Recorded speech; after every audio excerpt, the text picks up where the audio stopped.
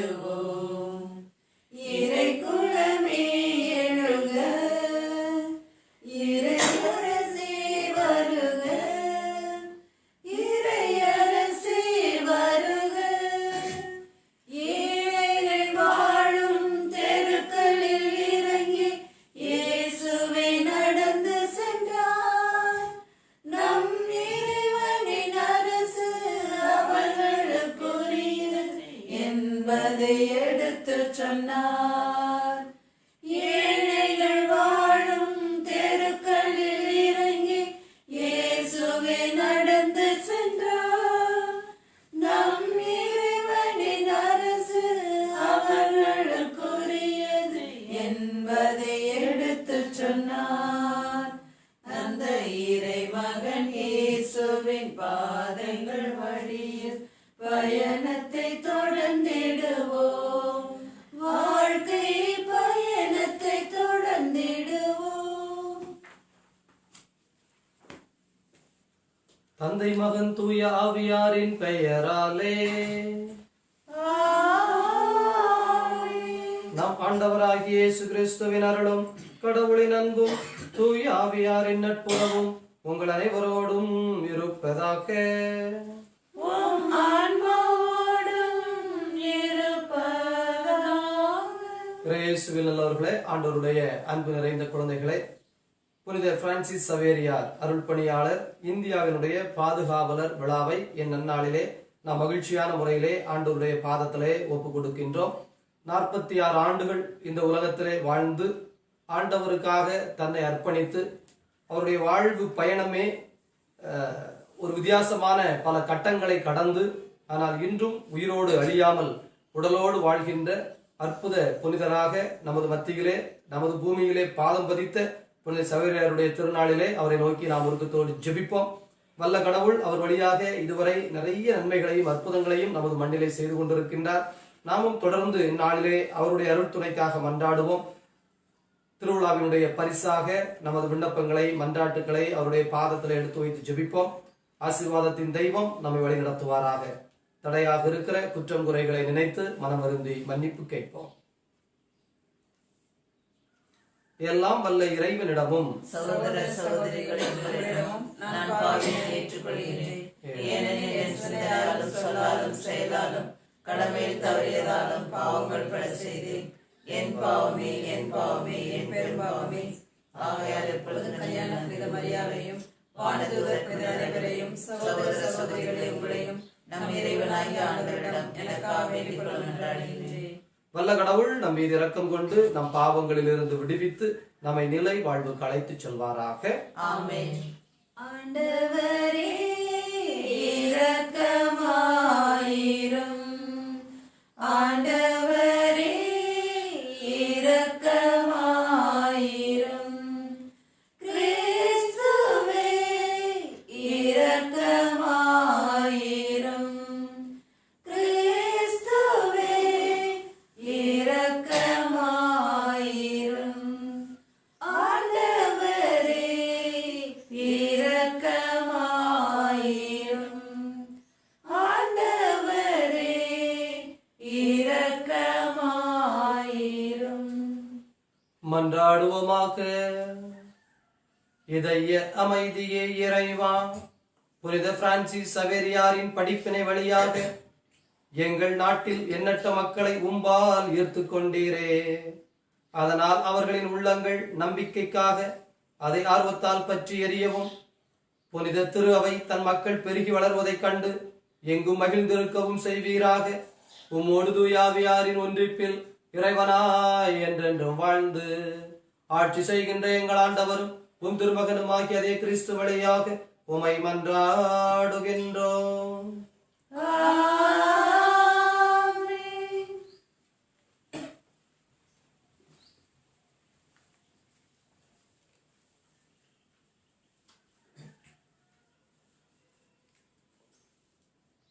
இறைவாக்கினர் எரேமியா நூலிலிருந்து வாசகம். எனக்கு அருளப்பட்ட ஆண்டவரின் வாக்கு. தாய் வயிற்றில் உன்னை நான் உருவாக்கும் முன்பே அறிந்திருந்தேன். நீ பிறக்கும் முன்பே உன்னை திருநிலைப்படுத்தினேன். மக்களினங்களுக்கு இறைவாக்கினனாக உன்னை ஏற்படுத்தினேன். நான் என் தலைவராகிய ஆண்டவரே, எனக்கு பேச தெரியாதே, சிறு பிள்ளைதானே என்றேன். ஆண்டவர் என்னிடம் கூறியது, சிறு பிள்ளை நான் என்று சொல்லாதே. யாரிடமெல்லாம் உன்னை அனுப்புகின்றேனோ அவர்களிடம் சொல். செல். எவற்றையெல்லாம் சொல்ல கட்டளையிடுகின்றேனோ அவற்றைச் சொல். அவர்கள் முன் அஞ்சாதே, ஏனெனில் உன்னை விடுவிக்க நான் உன்னோடு இருக்கின்றேன் என்கிறார் ஆண்டவர். ஆண்டவரின் அருள்வாக்கு. இறைவனுக்கு நன்றி. ஒரு நிமிடம் உன் அருகினில் இருக்க வருவாயோ என் தலைவா. அந்த சிறு பொழுதே ஒரு யுகமாய் மாறும் அறியாயோ என் தலைவா. விழிகளை மூடி உனை நினைக்கையிலே விந்தைகள் நிகழ்வது ஏன் இறைவா. விழிகளை மூடி உனை நினைக்கையிலே விந்தைகள் நிகழ்வது ஏன் இறைவா.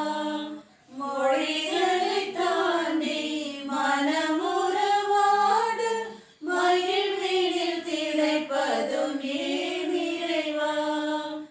ஏன் இறைவா, ஏன் இறைவா. ஒரு நிமிடம் உன் அருகினில் இருக்க வருவாயோ என் தலைவா. அந்த சிறு பொழுதே ஒரு யுகமாய் மாறும் அறியாயோ என் இறைவா. அல்லேலூ அல்லேலூ அல்லேலூ அல்லேலூயா.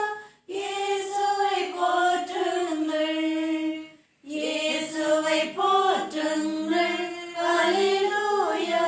இயேசுவை போற்றுங்கள். அல்லேலூயா. இயேசுவை போற்றுங்கள். அல்லேலூயா. இயேசுவை போற்றுங்கள். ஆண்டவர் உங்களோடு இருப்பாராக. உம் ஆன்மாவோடும் இருப்பாராக. தூய மார்க் எழுதிய தூய நற்செய்தியிலிருந்து வாசகம்.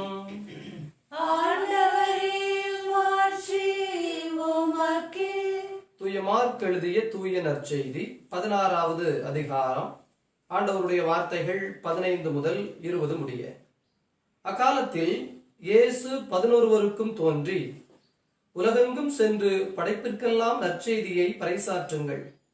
நம்பிக்கை கொண்டு திருமுழுக்கு பெறுவோர் மீட்பு பெறுவர், நம்பிக்கையற்றவரோ தண்டனை தீர்ப்பு பெறுவர். நம்பிக்கை கொண்டோர் பின்வரும் அரும் அடையாளங்களை செய்வர். அவர்கள் என் பெயரால் பேய்களை ஓட்டுவர், புதிய மொழிகளை பேசுவர், பாம்புகளை தம் கையால் பிடிப்பர், கொல்லும் நஞ்சை குடித்தாலும் அது அவர்களுக்கு தீங்கிழைக்காது.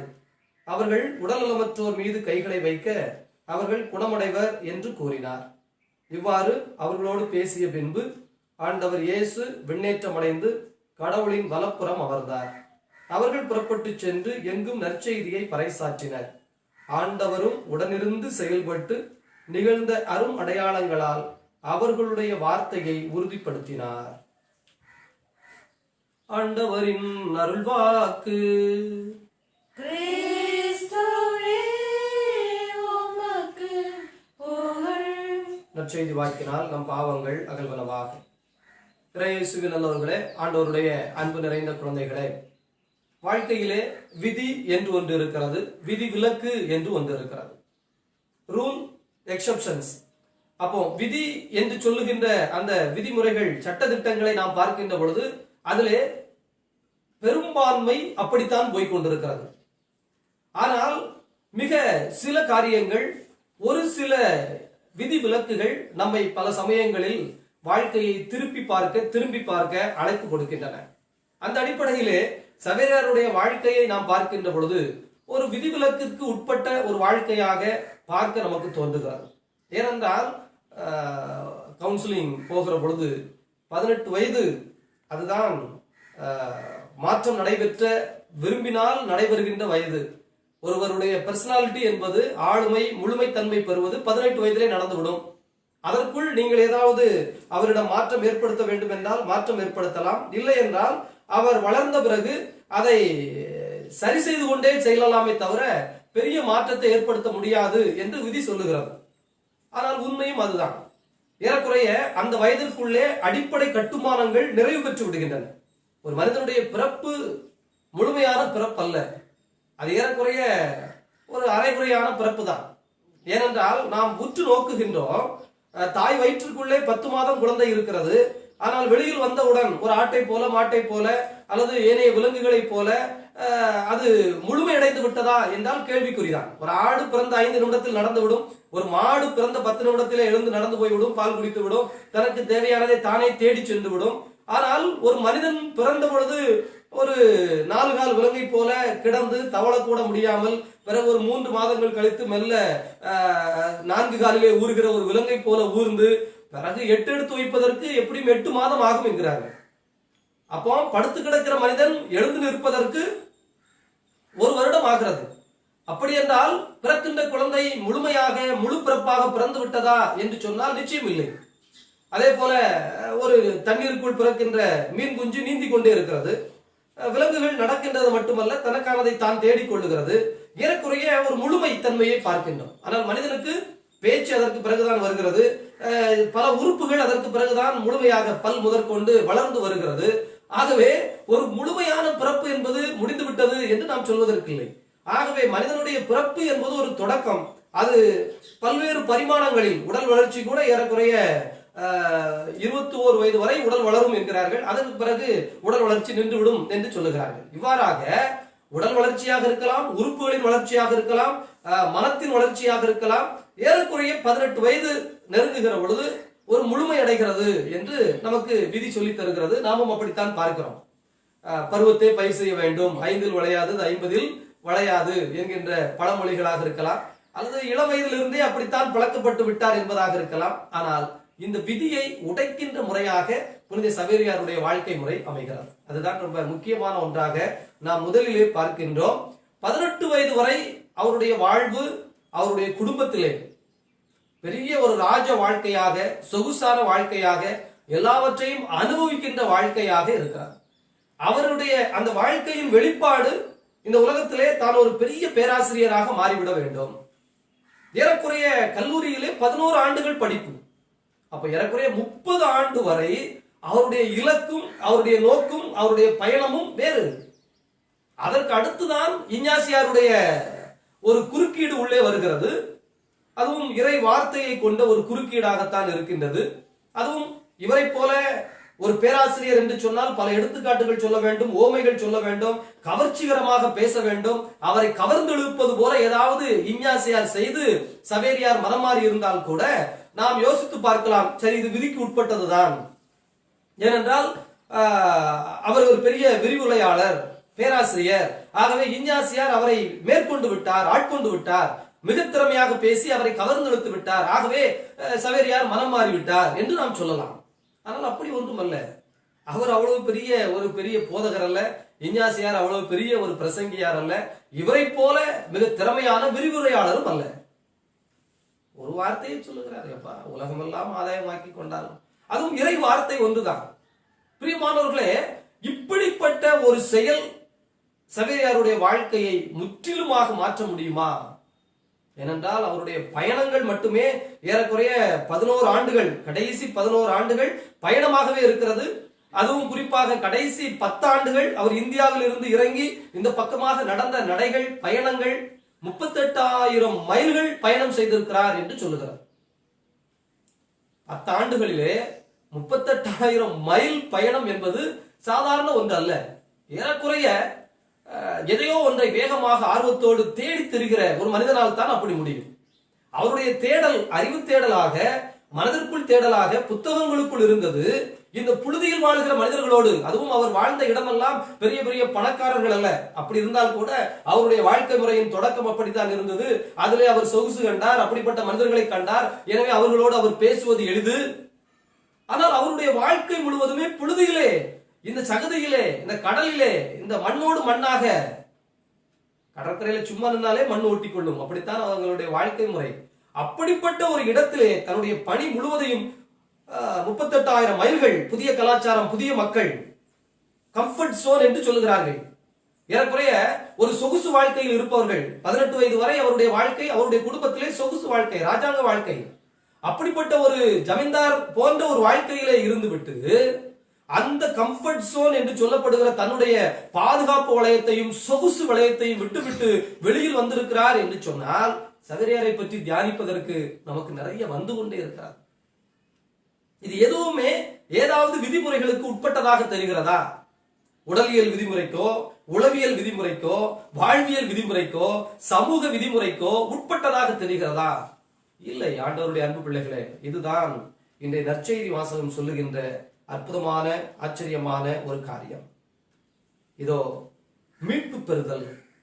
நம்பி மீட்பு பெறுகிறவர்கள் என்னெல்லாம் செய்வார்கள் என்று சில அருளடையாளங்கள் சொல்லப்படுகின்றன. பேய்களை ஓட்டுவார்கள். ஆக்சுவலி நம்ம யாரும் பேயை ரொம்ப நம்புற ஆட்கள் கிடையாது. எங்கேயாவது யாராவது பேய் ஓட்டிக்கிட்டு இருக்கிறான், குட்டிச்சாத்தா மெத்த காத்திக்கிட்டு இருக்கிறான் அப்படின்னா நம்ம அதை வேறு மாதிரி பார்க்கிற ஆட்கள். அப்ப வெறுமனையா பேய்களை ஓட்டுவார்கள் அப்படிதான் இன்னும் எல்லாருமே உட்கார்ந்து அடிச்சு டக்கு டக்கு டக்கு டக்கு டக்கு டக்குன்னு யோசித்து பாருங்களேன் கொஞ்சம். அப்போ இந்த வார்த்தை சவேரியாருடைய வாழ்க்கையோடு ஒப்பிட்டு பார்க்கிற பொழுது நமக்கு வேற ஏதோ அர்த்தத்தை சொல்லி தருகிறது. இருள் நிறைந்த தன்மை இருக்காது. சவேரியார் சென்ற இடமெல்லாம் ஒளி. அவருக்குள் ஏற்றப்பட்டது ஒரே ஒரு வார்த்தை. பிரியமானவர்களே, இந்த விவிலியம் பெரிய ஒரு பொக்கிஷம், அதிசயம், ஆச்சரியம். ஆனால் நமக்குள்ளே நிறைய வார்த்தைகள் இருக்கிறது. எந்த வார்த்தை நம்மை மாற்றி இருக்கிறது, உருமாற்றி இருக்கிறது? எந்த வார்த்தை நம்மை வேகப்படுத்தி இருக்கிறது, அக்னி பிரவேசத்தோடு வாழச் செய்திருக்கிறது? ஜீல் ஃபார் சோல், ஆன்மாக்களுக்கான எரிநெருப்பு அப்படிங்கிற ஒரு கான்செப்ட்ல தான் சவேரியாருடைய வாழ்க்கை ஓடிக்கொண்டிருக்கிறது. அப்போ எரேமியா புத்தகத்தோடு நாம் இதை பார்க்கின்றோம். ஆண்டவரே, உமது வார்த்தையை நான் இனி பேசக்கூடாது என்று சொன்னால் அதனால் முடியவில்லை, ஏனெனில் அது என் எலும்புகளுக்குள் அடைபட்டு கிடக்கிறது அப்படின்னு சொல்றார். நம்ம வார்த்தையை இதயத்தில் வைக்கணுங்கிறோம். எரேமியா எங்க வைத்திருக்கிறார்? எலும்புகளுக்குள். அப்போ உச்சந்தலையிலிருந்து உள்ளங்கால் வரை அவர் என்னை வார்த்தையால் நிரப்பி இருக்கிறார். எனவே அது என்னை பற்றி எரிய செய்து கொண்டிருக்கிறது என்கின்ற அந்த வேகம், அந்த வெறி, அந்த ஒரு விறுவிறுப்பு, அந்த ஒரு தாகம், உயிரியல் தாகம், சாதாரண தாகம் அல்ல. நமக்கு வைரமுத்தவர்கள் ஒரு வார்த்தையை சொல்வார்கள், அகத்திய தாகம் என்று சொல்வார்கள். ஒரு மனிதனுக்கு தாகம் எடுத்தா எவ்வளவு தண்ணி வேணும்? ஒரு டம்ளர் இல்லைன்னா ஒரு செம்பு. அகத்தியருக்கு தாகம் எடுத்ததால் கடலையே குடித்தார் அப்படின்னு ஒரு இலக்கியம் நமக்கு சொல்லுகிறது. அவன் பாருங்க, கடலை குடித்து தன்னுடைய தாகத்தை தீர்த்து கொள்ளுகிற ஒரு அகத்தியனை போல ஆன்மாக்களுடைய மீட்பிற்காக இந்த சவேரியார் 38,000 மைல்கள் பயணப்பட்டு ஆன்மாக்களை மீட்க வேண்டும் என்கின்ற தாகத்தோடு சுற்றி திரிந்து அலைந்திருக்கிறாரே. அப்படி என்றால் ஆண்டவருடைய அன்பு பிள்ளைகளே, இந்த இறை வார்த்தை ஒரு மனிதனை எவ்வளவு வேகப்படுத்த முடியும் என்பதற்கு முன் உதாரணமாக, முன் மாடலாக நமக்கு சவேரியார் இருக்கின்றார். ஒரு வார்த்தை எடுத்துக்கொண்டால் கூட போதும். 1000 வார்த்தைகள் அல்ல, ஒரே ஒரு வார்த்தை எடுத்து நம்முடைய உள்ளத்திலே, நம்முடைய ஆன்மாவிலே அதை பற்றி எரிய செய்தோம் என்று சொன்னால், ஆண்டவருடைய அன்பு பிள்ளைகளே, நம்முடைய வாழ்வு முற்றிலும் மாறுபட்ட வாழ்வாக எந்த நிமிடத்திலும் எந்த நேரத்திலும் மாற முடியும். இனி மாற்றுவதற்கு ஒன்றுமே இல்லை, அவ்வளவுதான், முடிந்து போய்விட்டது, எல்லாம் ஸ்ட்ரக்சர்டு, அமைக்கப்பட்டு விட்டது, கட்டமைக்கப்பட்டதற்குள் தான் நம்முடைய வாழ்க்கை என்பது அல்ல. குறிப்பாக மோயிசனுடைய வாழ்க்கையும் நாம் அப்படி பார்க்க முடியும். பார்வோனுடைய அரண்மனையிலே 40 ஆண்டுகள் பார்வோனாக வாழ்கிறார். ஏனெனில் மன்னனுடைய மகள் எடுத்து வளர்க்கிற குழந்தையை எல்லோரும் எப்படி அழைப்பார்கள்? இளவரசர் என்றுதானே அழைக்க வேண்டும். அப்படி இளவரசனாக 40 ஆண்டுகள் வாழ்ந்த அந்த மோயிசன் தன்னுடைய இனம் துன்பப்படுவதை, துயரப்படுவதை பார்த்தவுடன் அதற்கு அடுத்து அவருடைய வாழ்க்கை முற்றிலும் வேறு. அந்த 40 ஆண்டு கால வாழ்க்கை நமக்கு விவிலியத்திலே பெரிதாக சொல்லப்படவில்லை. ஏனென்றால் அது இருள் நிறைந்த நேரம், அல்லது அருளற்ற நேரம், அல்லது வாழ்க்கையை எல்லோரும் போல விதியாய் வாழ்ந்து கொண்டிருந்த நேரம். விதியே என்று போய்கொண்டிருந்த வாழ்க்கையை இல்லை என்று திதறிவிட்டு அவர் எப்போது அந்த கம்ஃபர்ட் சோன் என்று சொல்லப்படுகிற தன்னுடைய பாதுகாப்பு சொகுசு வளையத்தில் இருந்து மோயிசன் வெளியே வருகிறாரோ அதுவரைக்கும் அவர் கைத்தட்டினா ஆட்கள், அவருக்கு வேலை செய்வதற்கு எடுபிடிக்க ஆட்கள். ஆனால் மோயிசன் அந்த 40 ஆண்டுகள் இந்த சொகுசை வாழ்ந்து விட்டு தன்னுடைய இனத்தானுக்காக கொலை செய்து விட்டு அதற்கு அடுத்து அவர் பாலைவனத்திற்கு ஓடி போகிறார். பாருங்கள், எத்தனை பயணம், எவ்வளவு துன்பம், எவ்வளவு துயரம், எவ்வளவு சோதனை. இந்த மக்கள் எத்தனை முறை அவரை கல்லால் எரிந்து கொள்ள முயற்சி செய்கிறார்கள். அத்தனை பேருக்கும் உணவு கொடுக்க வேண்டும், அத்தனை பேருக்கும் தண்ணீர் கொடுக்க வேண்டும். ஈஸியான ஒரு தலைமை அல்ல மோயிசனுடைய தலைமை. ஆனால் அத்தகைய ஒரு தலைமையையும் அருமையான முறையில நடத்துகின்ற அவ்வளவு கடினத்தை விதி விலக்காய் 40 வயதிற்கு பிறகுதான். எனவே நம்முடைய வாழ்க்கை விதிவிலக்கே விதியே என்று முடிந்து விட்டது என்கின்ற எண்ணம் தேவையில்லை. ஆண்டவரை உள்ளுக்குள் பற்ற வைக்கின்ற பொழுது அது நடக்கும் என்பதை நமக்கு சவேரியாருடைய வாழ்க்கை முதல் கட்டமாக சுட்டி காட்டுகின்றது. இரண்டாவது கட்டமாக இவருடைய வாழ்க்கையிலே விதி விலக்கு என்று நாம் பார்க்கின்ற பொழுது எதை பார்க்க முடிகிறது என்றால், வயது மட்டுமல்ல, வார்த்தை, இறை வார்த்தை மட்டுமல்ல, கன்விக்ஷன். பவுலடிகளாரை போல இதோ இறை சட்டம், மறை சட்டம், கமாலியலின் கீழ் அமர்ந்து நான் பாடம் பயின்றவன். அப்ப பெருமைகள் பாருங்கள். ஒரு மனிதனுக்கு அதுதான பெருமை. சில பேர் குலப்பெருமையை விடுவதில்லை, அதனால் கொலை செய்கிறார்கள். சில பேர் தன்னுடைய குடும்பத்திற்கு அவப்பெயர், அவமானம், அல்லது தன்னை ஒருவன் அவமானப்படுத்தி விட்டான், அசிங்கப்படுத்தி விட்டான், தன் பெயருக்கு ஒருவன் கலங்கம் விளைவித்து விட்டான், தன்னுடைய புகழுக்கு ஒருவர் பங்கம் விளைவித்து விட்டார். இதற்காக எல்லாம் எவ்வளவு சண்டையும் சச்சரவுகளும் இன்றைக்கு நமக்கு நடந்து கொண்டே இருக்கிறது.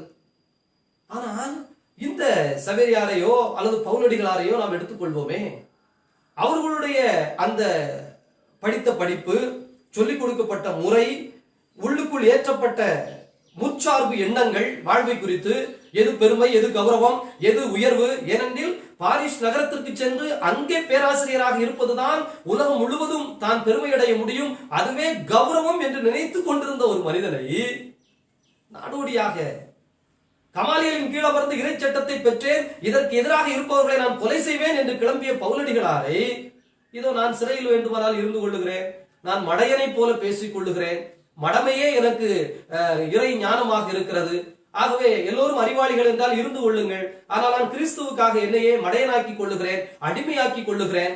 இத்தனைக்கு ரோமை குடிமகன் அவர். ஒப்பிட்டு பார்க்க நாம் கடமைப்பட்டிருக்கிறோம். வாழ்க்கையிலே ஏதோ சில காரியங்கள் சில நேரங்களிலே நம்மை விழித்தெழச் செய்துவிடும், வெகுண்டெழுந்தெழச் செய்துவிடும். ஆண்டவருடைய அன்பு பிள்ளைகளே, அப்படிப்பட்ட ஒரு அனுபவத்திற்கு, அப்படிப்பட்ட ஒரு தயாரிப்பிற்கு, அப்படிப்பட்ட ஒரு மாற்றத்திற்கு நாம் தாகத்தோடு காத்து கொண்டிருக்க வேண்டாம். கலைமான் நீரோடைக்காக காத்து கொண்டிருப்பதை போல, இதோ என் ஆன்மா ஆண்டவரே உம்மீது தாகம் கொண்டுள்ளது என்கின்ற அந்த தாகத்தோடு, உயிர் தாகத்தோடு, உயிருக்குள் தாகத்தோடு. சில ஆட்களுக்கு சொல்லுவாங்க, நம்ம ஊர்ல இந்த வார்த்தை நீங்க கேள்விப்பட்டிருக்கீங்களான்னு தெரியல, ஏதாவது கொடுத்தோம் அப்படின்னா அவங்க இல்ல வேண்டாம் அப்படின்னு கொஞ்சம் சாப்பிட்டு வச்சுட்டாங்க அப்படின்னா கூப்பிட்டு ஆட்கள் சொல்லணும், அது முட்டுல பசி அப்படிதான் இருக்கும், வயிற்றுல பசிச்சா சரியாயிரும். ரொம்ப ஆச்சரியமான வார்த்தை, முட்டுல பசிக்கிற ஒரு வார்த்தையை நம்ம அவர்கள் கண்டுபிடித்தார்கள். முட்டுல பசிக்காது அப்படின்னா என்ன அர்த்தம்? அதை ஒரு கேலியாக சொல்வது. வயிற்றிலே பசித்தால் கொடுத்ததை உருப்படியாய் உண்பான், முட்டுல பசி இருந்தா கொடுத்ததை எப்படி சாப்பிடுவான்? ஆகவே முட்டில் பசி என்பதை போன்ற ஒரு தாகமும் தேடலும் வைத்துக் கொண்டு பயணப்படுகிறவர்கள் விதியே என்று வாழ்வார்கள். மெஜாரிட்டி இருப்பதிலேயே அதிக மெஜாரிட்டி அப்படிப்பட்ட ஒரு பயணத்தில் தான், வாழ்க்கையில் தான் ஓடிக்கொண்டிருக்கிறது.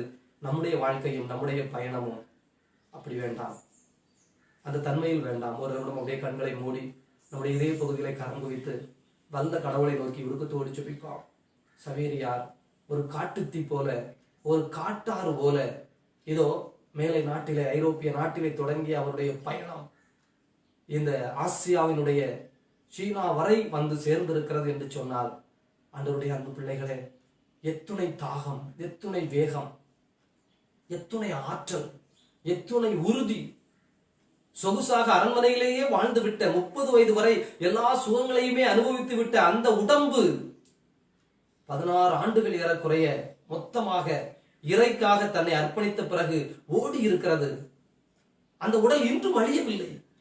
உடல் பற்றி நமக்கு இருக்கிற எண்ணங்கள் என்ன? ஒருவேளை சாப்பிடவில்லை என்றால், ஒருவேளை சத்தான உணவு எடுக்கவில்லை என்று சொன்னால், ஒரே ஒரு நேரம் உருப்படியாக அதை கவனிக்கவில்லை என்று சொன்னால், அது நம்மை விட்டு இல்லாமல் போய்விடுமோ, நோய்பட்டு விடுமோ, செத்து விடுமோ என்று பயந்து பயந்து பராமரித்துக் கொண்டிருக்கிற நாம் இந்த நேரத்திலே சவேரியாரை நோக்கி ஜெபிப்போம், அவரிடம் ஒப்பு கொடுப்போம். சவேரியாரே, இதோ உம்முடைய பிள்ளைகளாய், உமது பாதம் பட்ட மண்ணிலே நாங்களும் நடப்பதற்கு பேர் பெற்ற பிள்ளைகளாய் வாழ்ந்து கொண்டிருக்கிற நாங்கள், இந்த இந்திய மண்ணிலே வாழ்ந்து கொண்டிருக்கிற நாங்கள் உம்மை நோக்கி உருக்கத்தோடு ஜெபிக்கிறோம். எப்படி ஐயா உங்களால் முடிந்தது? இத்தனை ஆற்றலோடும் இத்தனை வல்லமையோடும் இந்த பூமியிலே வலம் வர உங்களால் எப்படி முடிந்தது? 30 வயதிற்கு பிறகு ஒரு மாற்றத்தை சந்தித்து அந்த மாற்றத்தை வாழ்வாக்குவதற்காக இதோ இத்தனை பகுதிகளிலே அலைய உங்களால் எப்படி முடிந்தது? எங்கள் உடலுக்கு தேவையான சுகத்தை தாரும். எங்கள் உடலை பற்றி நாங்கள் கொண்டிருக்கிற கருத்தியலை மாற்றிக் கொள்வதற்கு, மாற்றி பார்ப்பதற்கு தேவையான வலுவையும் ஆற்றலையும் எங்களுக்கு இந்த நாளிலே தாரும். இன்றும் அழியாத உடலாக இருக்கிறது. அதல்லவோ எங்களுக்கு ஆச்சரியம், அதல்லவோ எங்களுக்கு வியப்பு. அத்தகைய தன்மையை வாழ முடியும் என்பதை எங்களுக்கு முன் உதாரணமாக, முன் சாட்சியாக நின்று வழிநடத்தி கொண்டே இருக்கிறீரே. எங்களுடைய உடல் சார்ந்த ப்ரீ ஆக்குபேஷன், எங்களுடைய மண்டையிலே முன்சார்பு எண்ணங்கள், இந்த உடலுக்காக நாங்கள் எடுத்துக்கொள்ளுகிற அக்கறை எத்தனை எத்தனை! வல்ல தகப்பனிடம் எங்களுக்காக வேண்டி இந்த அருளையும் இந்த ஆற்றலையும் பெற்றுத்தாருங்கள். உங்களுக்காக, கடவுளுக்காக உழைக்கின்ற ஒவ்வொரு நேரமும், பிற ஆன்மாக்களை மீட்பதற்காக உழைக்கின்ற ஒவ்வொரு நேரமும், இதோ பெரும் பணம், புகழ், பதவி என்பதிலிருந்து இறங்கி புழுதியிலும் சகதியிலும் இருக்கிற மக்களை சென்று சந்திக்கின்ற ஒவ்வொரு நாளும் உயிருள்ள நாள், ஆற்றல் உள்ள நாள், அற்புதத்தின் நாள் அல்லவா? அத்தகைய ஒரு பார்வை மாற்றம் எங்களுக்கு வர ஏற்பாடு செய்யும். எல்லோரையும் சென்று சந்திக்கிற, தெரிந்தவர் தெரியாதவர் என எல்லோரையும் சென்று சந்திக்கிற, மணி அடித்தவுடன் வருகிற அத்தனை பேரிடமும் மகிழ்ச்சியோடு பேசிக் கொண்டிருக்கிறீரே. முக மலர்ச்சியோடு, தெரியாத மொழியாக இருக்கலாம், ஆனால் உம்முடைய தாகத்தை பார்த்து, உம்முடைய வேகத்தை பார்த்து மனம் மாறியவர்கள் எத்தனை பேர்! ஆசீர்வாதத்தின் தகப்பனே, அத்துணைய உயிரோட்டம், அத்தகைய உயிர் ஆற்றல், அத்தகைய உயிர் சக்தி, மன மகிழ்ச்சி, நிறைவு, வேகம் எங்களுக்குள்ளே நிறைந்து பொங்க இந்த நாளிலே வல்ல தகப்பனிடம் மன்றாடி தூய ஆவியால் எங்களை வழிநடத்துவீராக. உம் பாதம் பட்ட மண்ணிலே வாழுகிற பேறு பெற்றவர்கள் நாங்கள். உம்மை போல் உம் பாதம் தொட்ட அந்த பாதத்திலே நடந்து செல்கிற நாங்கள், நீர் சுவாசித்த காற்றை சுவாசிக்கின்ற பகுதியிலே வாழ்ந்து கொண்டிருக்கின்ற நாங்கள், உம்முடைய தாகத்தை, வேகத்தை உள்ளுக்குள் பெற்று வாழ வரம் தருவீராக. ஆமென்.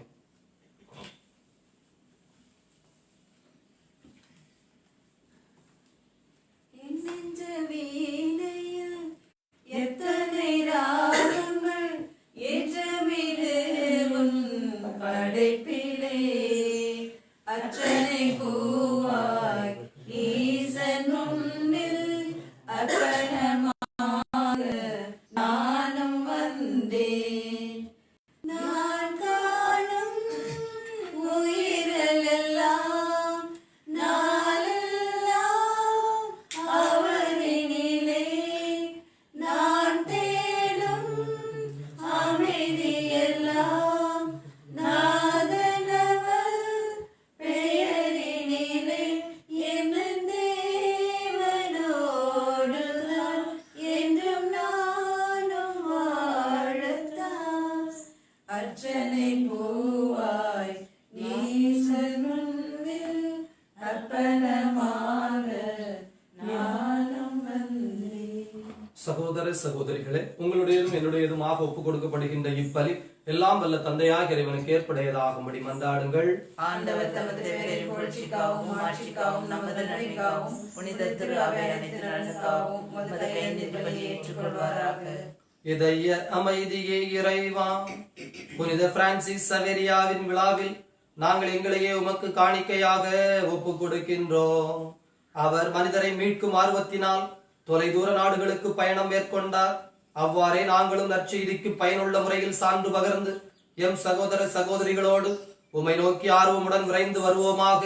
எங்கள் ஆண்டவராகிய கிறிஸ்து வழியாக உம்மை மன்றாடுகின்றோம்.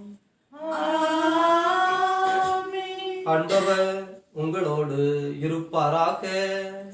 உம் ஆன்மாவோடும் இருப்பாராக. இதயங்களை மேலே எழுப்புங்கள்.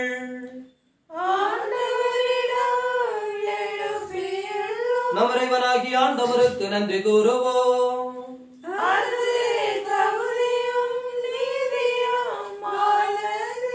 ஆண்டவரே, தூயவரான தந்தையே, என்றும் வாழும் இறைவா, நாங்கள் உமக்கு நன்றி செலுத்துவது எங்கள் கடமையும் மீட்புக்குரிய செயலும் ஆகும். ஏனெனில் புனித பிரான்சிஸ் சவேரியாரின் வியப்புக்குரிய நற்செய்தி அறிவிப்பார் உமது திரு அவையை என்று புதிய ஆற்றலுடன் பலன் தரும்படி உருவாக்கி உமது அன்பின் உறுதியான அடையாளமாக எங்களுக்கு அளித்தீர்.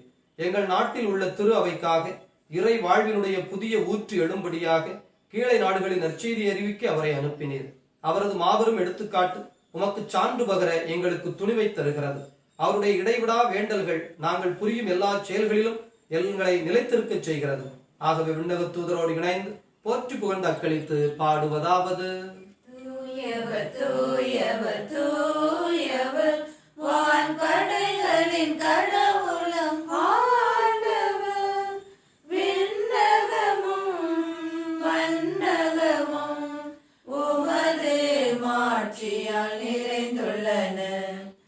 உன்னதங்களிலே ஓசன்னா, உன்னதங்களிலே ஓசன்னா, ஆண்டவர் பெயரால் வருகிறவர் ஆசி பெற்றவர். உன்னதங்களிலே ஓசன்னா, உன்னதங்களிலே ஓசன்னா. ஆண்டவருடைய அன்பு பிள்ளைகளே, திருப்பலியினுடைய மைய நேரம். செவேரியார் நமது பூமியிலே வாழ்ந்த நம்மை போன்ற ஒரு மனிதர், நமது பகுதியிலே வந்து வாழ்ந்த ஒரு மனிதர், ஆனால் இறை மனிதராக இன்றைக்கு இருக்கின்றார். அவருடைய தாகம் வேகம் நமக்குள் எழும்ப இந்த நேரத்திலே நாம் விருப்பத்தோடு ஜெபிப்போம். அது எல்லாவற்றையும் நமக்கு சரி செய்து தரும். அந்த மண் அப்படிப்பட்ட ஒரு மண். ஆகவே விழுந்த விதை அற்புதமாக முளைத்தது. நாமும் அத்தகைய மண்ணாக இருக்க, அத்தகைய அருளை உள்வாங்குகின்ற தாகத்தோடு இருக்கின்ற ஒரு உயிரோட்டமாக இருக்க இந்த நேரத்தில் நாம் விருப்பத்தோடு ஜெபிப்போம். பேய்கள் நம்மை கண்டு அஞ்சு ஓடும். புதிய மொழி, இதோ எந்த மொழி பேசினாலும் எல்லோருக்கும் புரியும். அதல்லவோ மொழி. பலர் பேசுகிறது பிறருக்கு புரியாத தன்மை, நாம் சொல்வது பிறருக்கு புரியாத தன்மை. என்ன மொழி படித்து என்ன? ஆனால் இதோ நாம் எப்படி பேசினாலும் பிறருக்கு புரியும் என்கின்ற அந்த ஆற்றல் அல்லவா. நஞ்சு, ஃபுட் பாய்சன் என்று எத்தனை பேர் இதோ துன்பப்பட்டு கொண்டிருக்கிறார்கள். எதை சாப்பிட்டாலும் ஒத்துக்கொள்ளவில்லை என்று, விஷத்தை சாப்பிட்டால் கூட ஒன்றும் செய்யாது என்று ஆண்டவர் நமக்கு சொல்லுகிறாரே. எத்தனை அற்புதமான காரியம். உருக்கத்தோடு இந்த நேரத்தில் ஆண்டவருடைய பாதங்களை நம்ம ஒப்புக் கொடுப்போம். திருப்பலியினுடைய மைய நேரத்திலே வல்ல கடவுள் நம்மை அத்தகைய அருளால், அத்தகைய ஆசீரால், அத்தகைய ஆவியால் நிரப்ப வேண்டும் என்று ஜெபிப்போம். நம்முடைய பார்வைகள் மாறட்டும், நம்முடைய வாழ்வின் போக்கு மாறட்டும். ஆண்டவருக்குள் ஆண்டவருக்காக உயர்ந்து நிற்கின்ற, உகந்து நிற்கின்ற வாழ்வாய் இந்த நேரம் அமைவதாக. இதய அமைதியே இறைவா, நீர் மெய்யாகவே தூயவர், தூய்மை அனைத்திற்கும் ஒன்று. ஆகவே உம்முடைய தூய ஆவியை பொழிந்து காணிக்கைகளை தூய்மைப்படுத்த வேண்டும் என உம்மை மன்றாடுகிறோம். இவ்வாறு எங்கள் ஆண்டவர் இயேசு கிறிஸ்துவின் உடலும் இரத்தமுமாக எங்களுக்கு இவை மாறுவனவாக. அவர் பாடுபட உளம் கனிந்து தம்மை கையளித்த போது அப்பத்தை எடுத்து நன்றி செலுத்தி அதை பிட்டு தம் சீடர்களுக்கு அளித்து கூறியதாவது: அனைவரும் இதிலிருந்து பெற்று உண்ணுங்கள், ஏனெனில் இது உங்களுக்காக கையளிக்கப்படும் என் உடல்.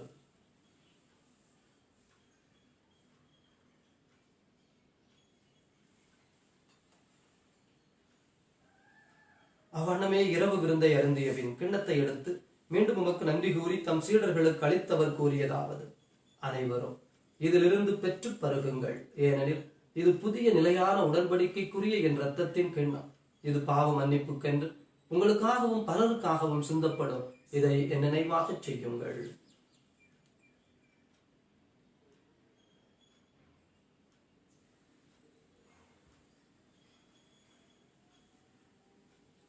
நம்பிக்கையின் மறை பொருள். ஆண்டவரே, நீர் வருமளவும் உமது இறப்பினை அறிக்கையிடுகின்றோம், உமது உயிர்ப்பினையும் எடுத்துரைக்கின்றோம். ஆகவே ஆண்டவரே, நாங்கள் கிறிஸ்துவின் இறப்பினையும் உயிர்ப்பினையும் நினைவு கூர்ந்து வாழ்வு தரும் அப்பத்தினையும் மீட்பளிக்கும் கிண்ணத்தினை உமக்கு ஒப்புக் கொடுக்கின்றோம். உன் திருமுன் நின்று ஊழியம் புரிய தகுந்தவர்களை எங்களை ஏற்றுக்கொண்டீர். எனவே உமக்கு நன்றி செலுத்துகின்றோம். மேலும் கிறிஸ்துவின் உடலிலும் இரத்தத்திலும் பங்கு கொள்ளும் எங்களை தூய் ஆவியானவர் ஒன்று சேர்க்க வேண்டும் என உம்மை தாழ்மையுடன் மன்றாடுகிறோம். ஆண்டவரே, உலகம் முழுவதும் பரவி இருக்கும் அது திரு அவையை நினைவு கூர்ந்தருளும். சிறப்பாக எங்கள் திருத்தந்தை பிரான்சிஸ், எங்கள் ஆயர் அந்தோணிசாமி, உமது பாச பிள்ளைகள் உம்மை போல உமது ஆர்வத்திற்காக, உம்மீது கொண்ட தாகத்திற்காக, தங்கள் வாழ்வை அர்ப்பணித்துக் கொள்வதற்காக காத்திருக்கிற பாச பிள்ளைகள் எங்கள் ஒவ்வொருவரையும் தெய்வீக அன்பினால் நிறைவு பெறச் செய்தருளும். உயிர்த்தெழுவோம் என்கின்ற எதிர்நோக்குடன் துயில் கொள்ளும் எங்கள் சகோதர சகோதரிகள் அனைவரையும் ஒளி நிறைந்த உம் திருமுன் ஏற்றுக்கொள்ளும் எங்கள் அனைவர் மீதும் இரக்கமாயிரும். கடவுளின் கன்னித்தாயான மாட்சிமிக்க மரியாள், புனித அப்போஸ்தலர், இவ்வுலகில் உகந்தவராய் இருந்த புனிதர் அனைவருடனும் நாங்கள் இலை வாழ்வில் பங்கு கொள்ளும் தகுதி பெற்று உம் திருமகன் இயேசு கிறிஸ்து வழியாக உம்மை புகழ்ந்தேத்து மரமருள உம்மை மன்றாடுகிறோம். இவர் வழியாக இவரோடு இவரில் எல்லாம் வல்ல இறைவனாகிய தந்தையே, தூயாவியாரின் ஒன்றிப்பில் எல்லா புகழும் ஆட்சியும் என்றென்றும் உமக்கு உரியதே. ஆமென், ஆமென், ஆமென். நம் ஆண்டவர் இயேசு கிறிஸ்து நமக்கு ஜெபிக்க கற்றுக் கொடுத்தார். இணைந்து ஜெபிப்போம். விண்ணுலகில் இருக்கிற எங்கள் தந்தையே, உமது பெயர் தூயதென போற்றப் பெறுக. உமது ஆட்சி வருக. உமது திருவுளம் விண்ணுலகில் நிறைவேறுவது போல மண்ணுலகிலும் நிறைவேறுக. எங்கள் அன்றாட உணவை இன்று எங்களுக்கு தாரும். எங்களுக்கு எதிராக குற்றம் செய்தோரை நாங்கள் மன்னிப்பது போல எங்கள் குற்றங்களை மன்னியும். எங்களை சோதனைக்கு உட்படுத்தாதையும் தீமையிலிருந்து எங்களை விடுவித்தருளும். ஆண்டவரே, தீமை அனைத்திலுமிருந்தும் எங்களை விடுவித்து எங்கள் வாழ்நாளில் அமைதியை கனிவுடன் அருள உம்மை மன்றாடுகின்றோம். முது இரக்கத்தின் உதவியால் நாங்கள் பாவத்தில் இருந்து எப்போது விடுதலை பெற்று யாதொரு கலக்கமும் இன்றி நலமாயிருப்போமாக. நாங்கள் எதிர்நோக்கி இருக்கிற பேரின்பத்திற்காகவும் மீட்பராகிய இயேசு கிறிஸ்துவின் வருகைக்காகவும் காத்திருக்கின்றோம். ஆட்சியும் வல்லமையும் மாட்சியும் என்றென்றும் உமதே. ஆண்டவரே இயேசு கிறிஸ்துவே, அமைதியை உங்களுக்கு விட்டுச் செல்கிறேன், என் அமைதியையே உங்களுக்கு அளிக்கிறேன் என்று உன் திருத்தூதர்களுக்கு மொழிந்தீரே. எங்கள் பாவங்களை பாராமல் மது திருவையின் நம்பிக்கையை கண்ணோக்கி அதற்கு அமைதியும் ஒற்றுமையும் தந்தருள்வீராக. என்றென்றும் வாழ்ந்து ஆட்சி செய்கின்றவர் நீரே. ஆண்டவருடைய அமைதி உங்களோடு என்றும் இருப்பதாக.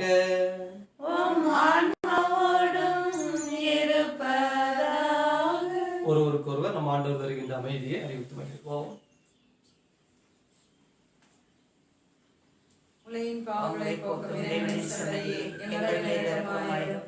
உலகின் பாவங்களை போக்கும் இறைவனின் சமரியே எங்கள் மேல் இரக்கமாயிரும். உலகின் பாவங்களை போக்கும் இறைவனின் சமரியே எங்களுக்கு அமைதி அளித்தருளும்.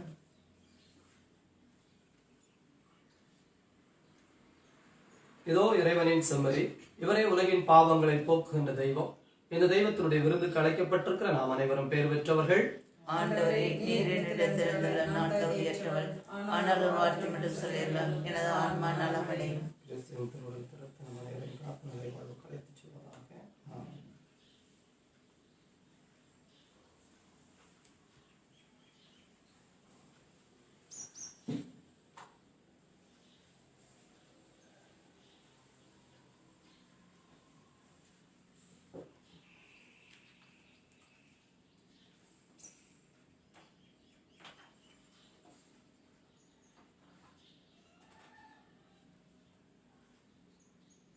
நான் உங்களுக்கு இருளில் சொல்வதை நீங்கள் ஒளியில் கூறுங்கள், காதோடு காதாய் கேட்பதை வீட்டின் மேல் தளத்தில் இருந்து அறிவியுங்கள் என்கிறார் ஆண்டவர். மன்றாடுவோமாக. இதய அமைதியே இறைவா, புனித பிரான்சிஸ் சவேரியார் மனிதரை மீட்கும் ஆர்வத்தால் பற்றி எரியலானா. உமது திரு அருளால் நிறைவு பெற்ற நாங்கள் எங்கள் உடலிலும் உயிரிலும் ஆன்மாவிலும் அதே அன்பு தீயால் பற்றி எறிவோமாக. எங்கள் அழைத்தலுக்கு ஏற்றவாறு என்றும் வாழ்ந்து உமது அறுவடையில் நன்கு ஊழியம் புரிபவர்களுக்கு நீர் வாக்களித்துள்ள பரிசை இப்புனிதரோடு சேர்ந்து நாங்களும் பெற்றுக்கொள்வோமாக. எங்கள் ஆண்டவராகிய கிறிஸ்து வழியாக உம்மை மன்றாடுகின்றோம். ஆண்டவர் உங்களோடு இருப்பாராக.